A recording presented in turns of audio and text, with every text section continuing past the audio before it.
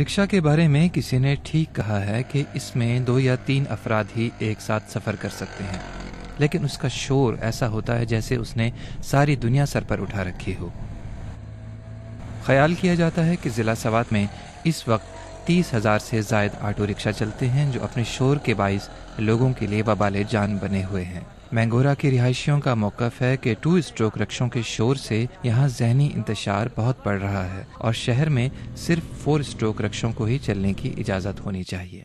यहाँ पर माहौल में भी आलूदगी पैदा हो जाती है और जो ड्राइवर हजरात है वो तो या तो कम उम्र है या उनके पास कानूनी कागजात नहीं होते, लाइसेंस भी नहीं होता, और इंतज़ामिया ने इन लोगों को मुकम्मल तौर पर छूट दिया है। सवात के बाज़ार और ये सड़कें भी इतनी कुशादा नहीं है जिसमें ये 30-35 हज़ार रश्के चल सके।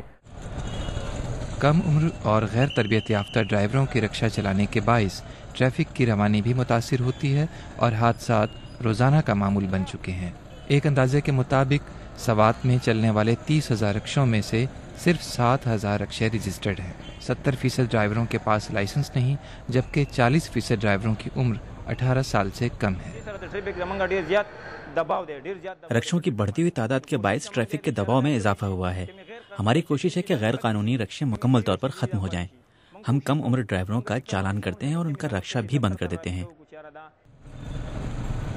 यहाँ की ट्रैफिक इंतज़ामिया के पास इन मसाइल के हल के लिए फ़िलहाल कोई लाहे अमल मौजूद नहीं, जिसकी वजह से ये मसला गंभीर से गंभीर होता जा रहा है।